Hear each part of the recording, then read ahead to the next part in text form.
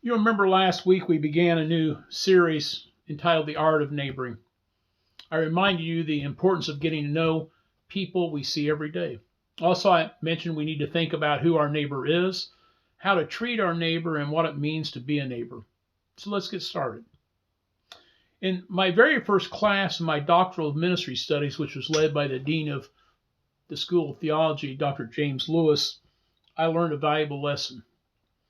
The class was a precursor for our researching and writing our doctoral thesis, so it wanted to set up some information that we really needed to know. And that one thing that really impacted us was about our embedded biases. While I knew that I, like everyone else, had embedded biases, I hadn't really thought about the impact it had on how I thought and how I acted in the world. So many of our biases are so embedded that we don't even think about in our mind that they even exist. Let me share a little tale with you to help explain that. The brilliant American writer David Foster Wallace tells this story. There were two young fish swimming along, and then an older fish passed them going the other direction. He looked over at the two younger fish and said, "How's the water, boys?" The two young fish swam on, and a while later one of the young fish looked over at the other young fish and said, "What's water?" As Wallace delivered the speech that he told this tale in, he also said this. The immediate point of this fish story is that the most obvious, ubiquitous, and important realities are often the ones that are hardest to see and to talk about. He goes on to say a huge percentage of the stuff that I tend to be automatically certain of turn out to be totally wrong or deluded. Boy, did he ever hit the nail on the head. We humans have things embedded in our thought process from early in our own life experiences which shape what we think the truth is. You don't believe me? Think about how long people thought the earth was flat, or that left-handed people were witches. They seem silly now to say those things, but people believed that in their conscience so much, it was so embedded that it was real to them. You see, we get these ideas from early in our life experiences and the input from our environment and from other people, and most of it happens in our early development. And to top all that off, we people are just think the world's centered around us. Sigmund Freud would be proud, huh? Let me give you another example that's more personal. It's a tale that I share with everyone when I'm doing premarital counseling. In the very first congregation I served, a couple came to me who are about to be divorced over laundry. Yep, you heard me right, over laundry. They were battling over how laundry was to be done. The wife thought there should be 3 baskets in the basement close to their washer and dryer. You put whites in one basket, you put darks in another basket, and then your bowl colors in a third basket. That way, when you got ready to do laundry that already be separated, you'd ready to do those 3 different varieties of laundry. And while the husband didn't totally disagree with it, he thought there should just be one laundry basket. You put everything in there, and then when you got ready to actually do the laundry is when you made the separation. I, of course, shared with him there was another way of doing it. Put everything into one basket and throw it all in at once. Worst case scenario, everything comes out pink.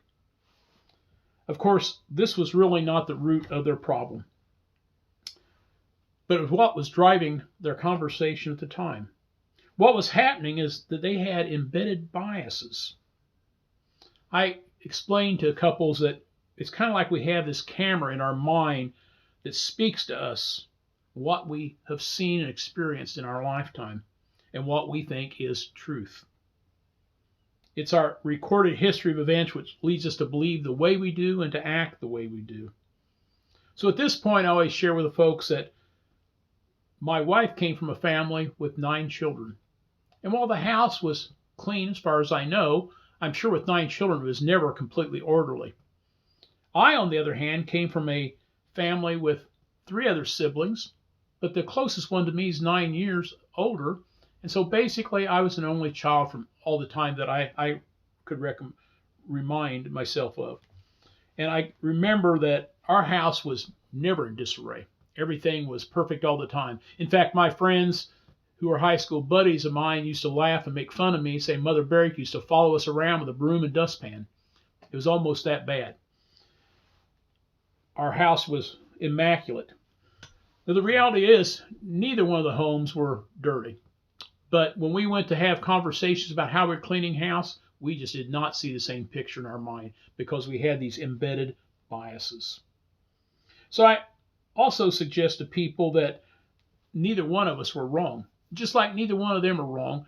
If you separate into 3 baskets of laundry prior, or you put them all in one and separate it later, or if you do like I do and throw them all in, they all still get clean. Maybe pink, but they all still come clean.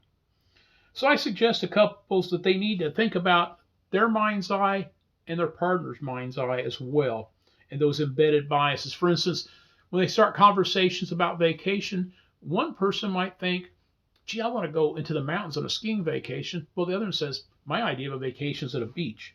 Neither are wrong. Or maybe they want to think about how they will save their money. Perhaps one of them thinks that they should have a bank account that they both share, while the other one thinks each one of them should have their own separate account and be able to have their own money. Or when they come to figuring out how to paint the color of a room, or what kind of car to purchase, or how to raise their children, or a whole host of other things. They by themselves are not wrong, but different. They're different views and different perceptions of the world. Are you starting to track with me now? You know, I've often shared with people that had I been born in India, there had been a really good chance that I'd be Hindu. Had I been born in Morocco, there's probably a really good chance I'd be Islam. But I was born in the Midwest of the United States, and I'm a Christian. Sounds simple, but it's really complex. And well, in my opinion at least, it's a matter of the truth. These embedded biases have a certain way of influencing us. So because of these embedded biases, we react in certain ways toward things and incidents around us. Because our mind's eye, we are right from our experiences and the things that have influenced us through our lives. Again, Sigmund Freud would be shaking his head yes. But most importantly for us today in our conversation, it affects the way we treat and react to others, to our neighbors.